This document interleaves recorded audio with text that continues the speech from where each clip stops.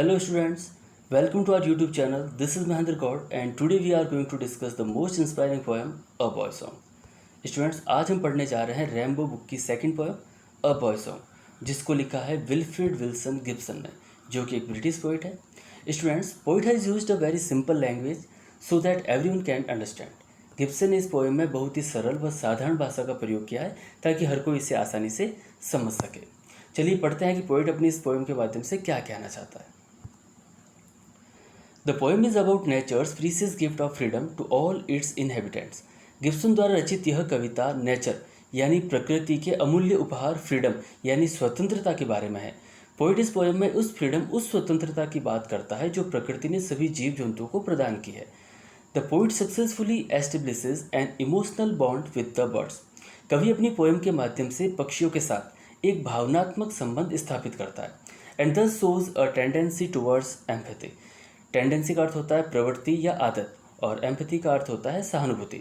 यानी पोइट पक्षियों के प्रति सहानुभूति की भावना प्रदर्शित करता है. He advocates for the freedom of birds. वह पक्षियों की स्वतंत्रता की वकालत करता है.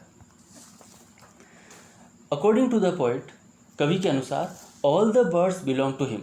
सभी पक्षी कवि से संबंध रखते हैं, यानी सारे पक्षी उसी के हैं. बिकॉज क्योंकि he sets no snare for any bird. क्योंकि वह पक्षियों के लिए कभी जाल नहीं बिछाता. कवि कहते हैं कि क्योंकि वो पक्षियों को पिंजरे में कैद नहीं करता और न ही उन्हें पकड़ने के लिए कोई जाल बिछाता है, इसलिए आकाश में उड़ने वाले सारे पक्षी उसी के हैं. He loves to watch birds flying free in the air. He loves to watch birds. वह कवि पक्षियों को आकाश में स्वतंत्र रूप से उड़ते देखना पसंद करता है. The flying birds give him delight. कवि कहते हैं कि स्वतंत्र रूप से उड़ते हुए पक्षी उन्हें आनंद प्रदान करते हैं. He says that. कवि आगे कहते हैं कि when birds are allowed to fly freely in the open air. जब पक्षियों को आकाश में स्वतंत्र रूप से उड़ने दिया जाता है तो they add to the beauty of the nature and joy of humanity. वे प्रकृति की सुंदरता को बढ़ाते हैं तथा मानवता को और अधिक खुशी और अधिक आनंद प्रदान करते हैं. चलिए अब चलते हैं पोएम की ओर. Because I set no snare but leave them flying free, all the birds of the air belong to me. कवि कहते हैं कि because I set no snare, क्योंकि मैं पक्षियों को पकड़ने के लिए कोई जाल नहीं बिछाता, but leave them flying free, बल्कि उन्हें स्वतंत्र रूप से उड़ने के लिए खुला छोड़ देता हूँ. All the birds of the air belong to me, इसलिए आकाश में उड़ने वाले सारे पक्षी मेरे हैं. कवि इस में यह कहना चाहते हैं कि बहुत से लोग होते हैं जो पक्षियों को पिंजरे में कैद रखते हैं. उनका मानना होता है कि पिंजरे में कैद पक्षी उनके हैं, लेकिन कवि उनसे विपरीत सोच रखता है. वो पिंजरे में रखने के बजाय पक्षियों को खुला छोड़ देता है. उनका मानना है कि इस वजह से आकाश में उड़ने वाले सारे पक्षी उन्हीं के हैं. कवि चाहते हैं कि पक्षी भी स्वतंत्र जीवन जिए, कोई उन्हें कैद न करे. From the blue tit on the sloe to the eagle on the height, uncaged they come and go for my delight. कवि आगे कहते हैं कि from the blue tit on the sloe, जंगली बेर की झाड़ी पर बैठी सबसे छोटी चिड़िया ब्लू टिट, उससे लेकर to the eagle on the height, आकाश में ऊंचाई पर उड़ने वाला बाज, अनकेज्ड. अनकेज्ड का अर्थ होता है पिंजरे से बाहर, यानी खुला, मुक्त.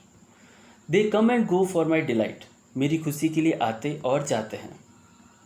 कवि इस पद के माध्यम से यह कहना चाहते हैं कि जंगली बेर की झाड़ी पर बैठी सबसे छोटी चिड़िया ब्लूटिट, उससे लेकर ऊंचाई पर उड़ने वाले बाज जब स्वतंत्र रूप से उसके पास आते हैं जाते हैं तो ये दृश्य देखकर कवि को खुशी मिलती है. इस पद से यह पता चलता है कि कवि पक्षियों के प्रति कितनी आत्मीयता और प्रेम की भावना रखता है.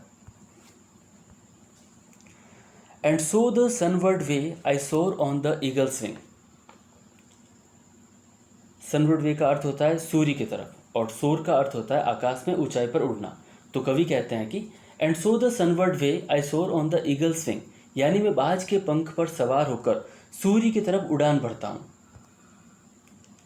And in my heart all day the blue tit sings, और कवि कहते हैं कि मेरे हृदय में पूरे दिन ब्लूटिट नामक जो छोटी सी चिड़िया है वो गीत गाती रहती है. कवि इस पद में यह कहना चाहते हैं कि स्वतंत्र रूप से आकाश में उड़ रहे पक्षियों के दृश्य को देखकर उन्हें इतनी खुशी मिलती है कि वह स्वयं को बाज के साथ उड़ता हुआ महसूस करते हैं और मन में उन्हें इतनी प्रसन्नता होती है कि उन्हें लगता है कि ब्लूटिट जो चिड़िया है उसके गाने की आवाज़ उनके हृदय में गूंज रही है. यह पद कवि के पक्षियों के साथ आत्मिक और भावनात्मक संबंध को दर्शाते हैं. तो स्टूडेंट्स, कवि हमें इस पोएम के माध्यम से यह संदेश देना चाहता है कि we should not set snare for the birds. हमें पक्षियों के लिए जाल नहीं बिछाने चाहिए और न ही उन्हें पिंजरों में कैद करना चाहिए। We should leave birds fly free. हमें उनको स्वतंत्र रूप से उड़ने देना चाहिए, because freedom is dear to all beings, क्योंकि स्वतंत्रता जो होती है वो सभी को प्रिय होती है। तो स्टूडेंट्स, ये थी हमारी आज की पोएम अ बॉय सॉन्ग। मिलते हैं नेक्स्ट वीडियो में एक नए चैप्टर के साथ। तब तक हंसते रहें, मुस्कुराते रहें, स्वस्थ रहें, प्रसन्न रहें। जय हिंद, जय भारत।